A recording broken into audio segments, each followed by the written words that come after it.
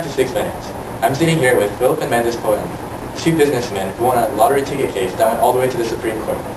Would you like to tell us your story? Well, it all began when we had this idea. Man, that there's a huge debt we need to pay off. What are we going to do, Phillip? Why don't we enter this here lottery? Lottery? That's it. There's no chance we'll win the lottery. No.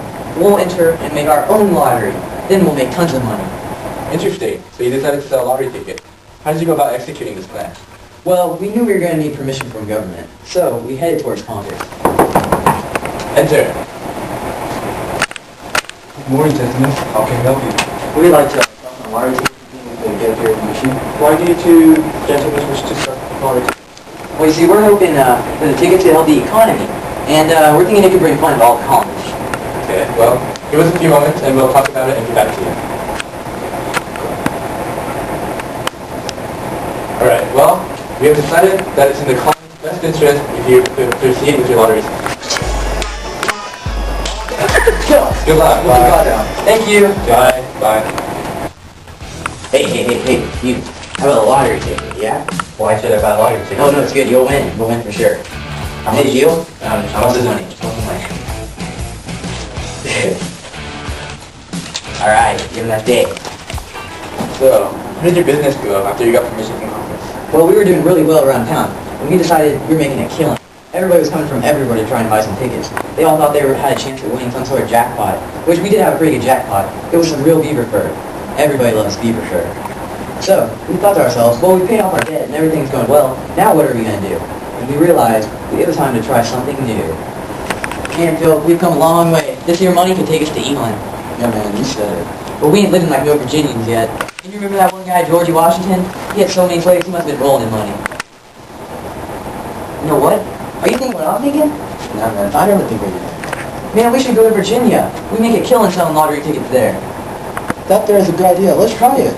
Let's do it. So, what was the next part of your plan? Well, we went to Virginia to sell them tickets. It was the last time. These lottery tickets are great. We're gonna be rich. I know, man. I can't wait to sell that lottery. What are you guys doing? Who are you? I'm the Virginia policeman. Let me see them. These are Washington lottery tickets. I'm gonna have to find you guys. What? A fine? So, what were your thoughts when you were issued a fine? Well, I was pretty confident considering we had Congress on our side. You know, I was pretty sure that the great American justice system was gonna help us through. But the problem turned out to be bigger than we originally thought. Order, order, order. The court is now commenced. Will the Virginian representatives please come up front?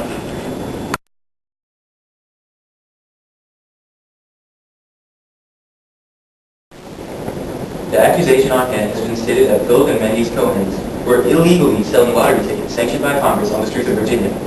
This, however, is conspicuously stated in the Virginia state law to be against rules and regulations. The defendant may not proceed. Despite the law of the states, the Constitution states that the laws of the United States which shall be made of pursuance thereof shall be the supreme law of the land, and the judges in every state shall be bounded thereby. Anything in the Constitution or laws of any state to the contrary notwithstanding, as Congress represents the legislative branch of our brilliant country, the transaction of lottery tickets as approved by Congress should be allowed in any states that have been thus admitted by the Union. The prosecutors may now proceed with their case. Your Honor, would you be kind enough to retrace the history of the dazzling land in which our feet rest upon? Well, prior to the Revolution, the Crown subordinated us to the lowest of levels, imposing taxes on us and subjecting us to unfair laws that restricted freedom. Now, with respect to the United States government that oversees the land, must it truly be a wise decision as to submit to a government that possesses the same potential as the last? I think not. We are a sovereign state with powers given to us by the Constitution, and it is time that we exercise the power that lay in the hands of the state government. The Supreme Court of Virginia, the highest court of the state, shall be able to pronounce the verdict of the case, thus ending the case which may no longer be picked back up by the federal government. In addition, the law of Virginia clearly states that under no circumstances may one regulate the sale of lottery tickets within the state of Virginia. Your Honor, I rest my case. Does the defense have anything to say in response? No, Your Honor. Has the jury reached a verdict yet?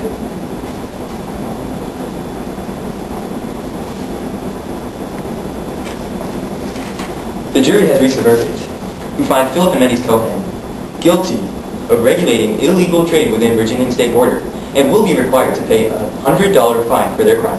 The court is now adjourned. Okay, so what happened next?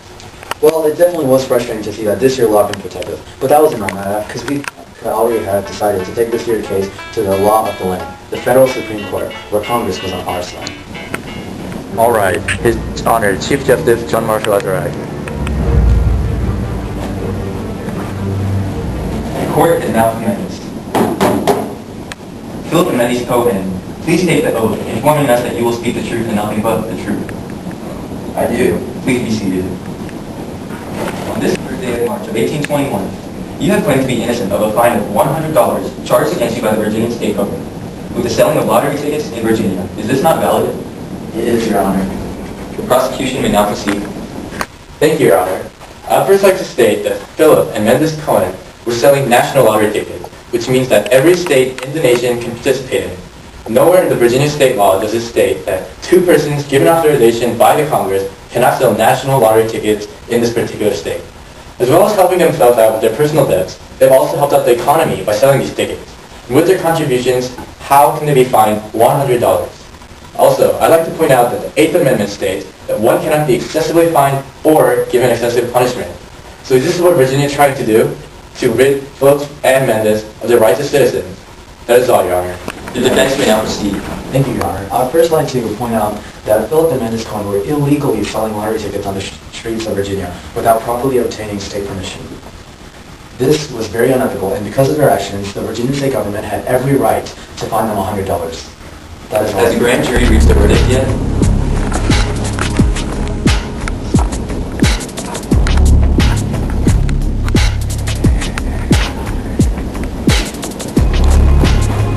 The jury has reached a verdict stating Phillip and Mendes Cohens, who have been fined $100 by the Virginian state government, innocent, and have been cleared of all charges. We, the justices, would also like to make another statement. Although the states may now organize their own lotteries within state borders, the United States form a single nation. In war, we are one people. In all commercial regulation, we are the same people. In many other respects, the American people are one, and the government which is alone capable of controlling and managing their interests. In all of these respects is the government of the Union.